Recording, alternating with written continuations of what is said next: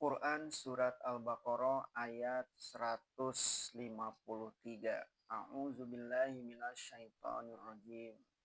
Ya ayyuhalladzina amanu sta'inu bis-sabri was-salati innallaha ma'as sabirin. Menghadapi percobaan hidup. Pada ayat-ayat di atas telah dijanjikan Allah bahwa nikmat itu akan terus-menerus disempurnakan. Nikmat pertama dan utama ialah diutusnya Rasulullah Shallallahu Alaihi Wasallam menjadi Rasul. Beliaulah yang akan memimpin perjuangan selanjutnya. Sebab itu tetaplah mengingat Allah supaya Allah ingat pula akan kamu dan syukurilah nikmatnya. Jangan kembali kepada kufur, yaitu melupakan jasa dan tidak mengingat budi. Dengan perubahan kiblat setelah berasa di Madinah 16 atau 17 bulan, kamu telah dibawa melangkah lebih maju. Akhirnya kelak kemenangan yang gilang gemilang akan diberikan Allah kepada kamu. Akan tetapi adalah satu syarat utama yang wajib kamu penuhi.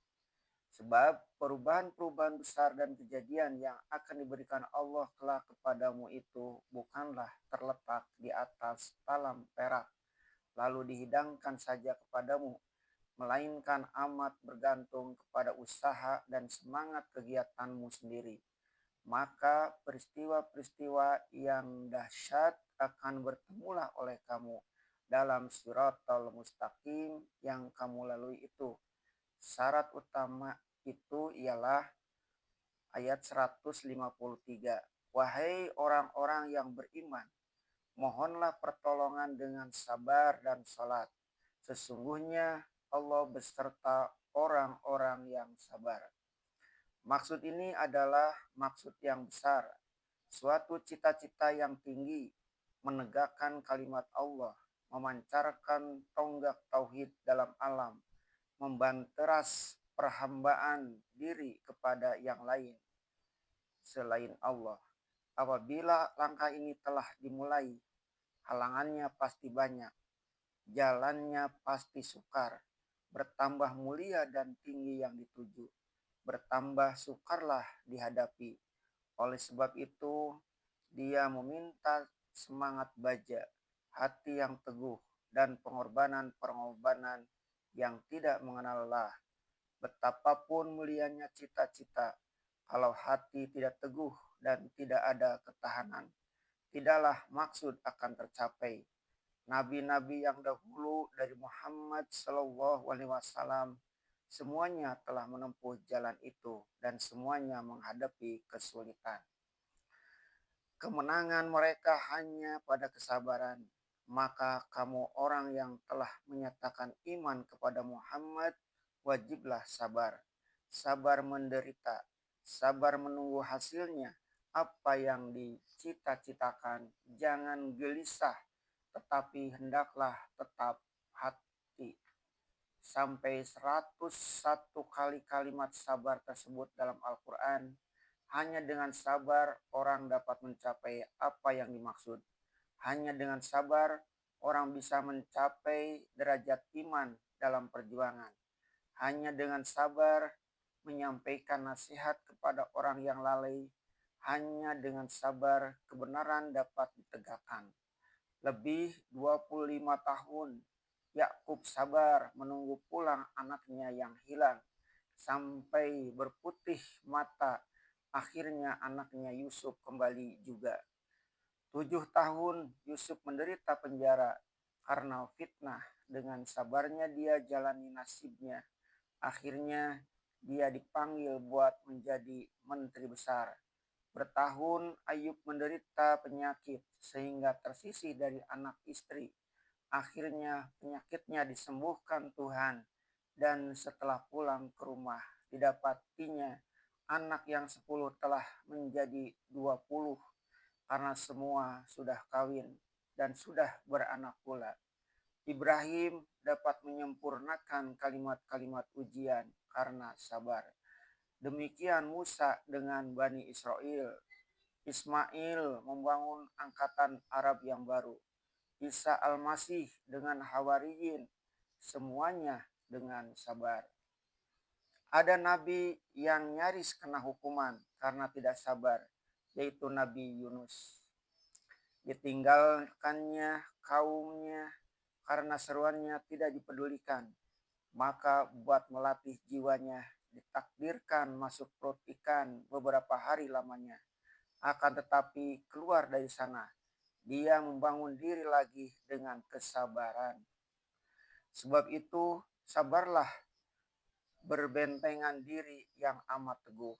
Sabar memang berat dan sabar memanglah tidak terasa apa faedahnya jika bahayanya dan kesulitan belum datang.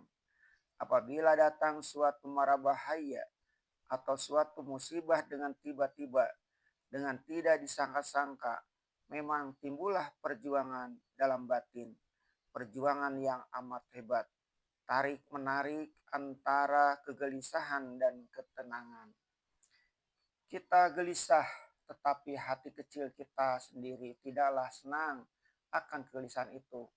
Suatu waktu, orang yang belum juga menang keterangannya atas kegelisahannya bisa jadi memandang gelap hidup ini.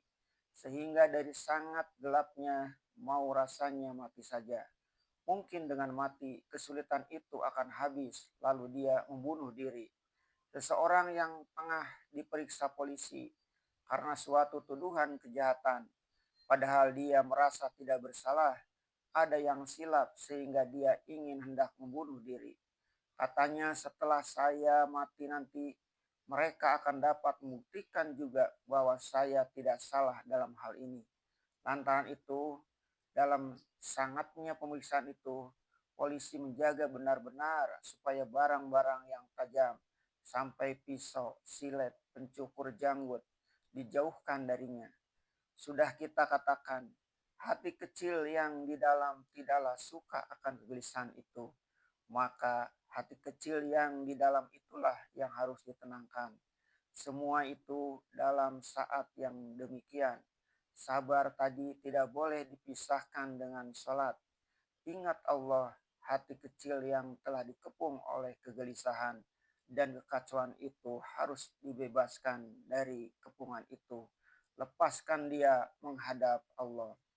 Allahu Akbar, Allah Maha Besar. Mengapa aku mesti gelisah? Padahal buruk dan baik adalah giliran masa yang pasti atas diriku. Bukankah tahu, bukankah dahulu dari ini aku disenangkannya? Mengapa aku demikian bodoh sampai terang-terangan dalam perasaan hendak membunuh diri? Bukankah dengan membunuh diri keadaanku di akhirat, di seberang maut itu akan lebih lagi menghadapi kemurkaan Allah? Segala urusan dunia ini adalah kecil belaka. Kesulitan yang aku hadapi pun soal kecil saja bagi Allah. Aku pun akan memandangnya kesulitan yang kecil saja. Aku memandangnya soal besar sebab aku tidak insaf bahwa jika jiwaku kecil. Aku gelisah lantaran kesulitan. Aku mesti mencari di mana sebabnya. Kemudian ketahuilah sebabnya, yaitu ada sesuatu selain Allah yang mengikat hatiku. Mungkin harta benda, mungkin kemegahan dunia, mungkin pangkat dan kedudukan, dan mungkin juga yang lain. Sehingga aku lupa sama sekali tujuan hidupku yang sebenarnya, yaitu Allah dengan keriduannya. Sebab itu aku mesti sholat. Maka apabila ketenangan telah diperteguh dengan sholat, kemenangan pastilah datang. Sholat dan sabar keduanya mesti berjalan. Apabila kedua resep ini telah dipakai dengan setia dan yakin, kita akan merasa bahwa kian lama hijab atau dinding kian terbuka. Berangsur-angsur jiwa kita terlepas dari belenggu kesulitan itu. Sebab Allah telah berdaulat dalam hati kita. Waktu itu pun baru kita ketahui bahwa kita terjatuh ke dalam kesulitan tadi ialah karena pengaruh yang lain telah masuk ke jiwa, terutama setan yang ingin sekali kita hancur. maka berangsurlah naik sari cahaya iman kepada wajah. Barulah berarti kembali segala ayat-ayat yang kita baca, sampai huruf-huruf dan baris serta titiknya. Kita telah kuat kembali dan kita telah tegak. Kita telah mendapat satu kekayaan yang langit dan bumi pun tidak seimbang buat menilai harganya. Disinilah terasa ujung ayat. Sesungguhnya Allah adalah beserta orang-orang yang sabar. Apakah yang engkau takutkan kepada hidup ini kalau Allah telah menjamin bahwa Dia ada beserta engkau? Orang yang ditimpa oleh suatu percobaan yang membuat jiwa jadi gelisah, kemudian berpegang teguh kepada ayat ini, membenteng diri dengan sabar dan sholat, dengan berangsur timbullah fajar harapan dalam hidupnya. Kelihatan dari luar dia dalam kesepian, padahal dia merasa ramai sebab dia bersama Allah. Belenggu biar dipasang pada tangannya, tetapi jiwanya merasa bebas. Pagar besi membatasi jasmaninya dengan dunia luar, tetapi ayat-ayat Al-Quran membawa jiwanya membumbung naik melintas ruang angkasa dalam dia mengerjakan sholat. Lantaran ini ketakutan pun hilang dan keberanian pun timbul. Kalau mati dalam menegakkan cita-cita ataupun terbunuh, hati bimbang tidak ada lagi. Sebab bagi orang yang telah merasa dirinya dekat dengan Allah, pasti di antara hidup dan mati tidak ada lagi. Hidup itu sendiri tidak ada artinya kalau jauh dari Allah.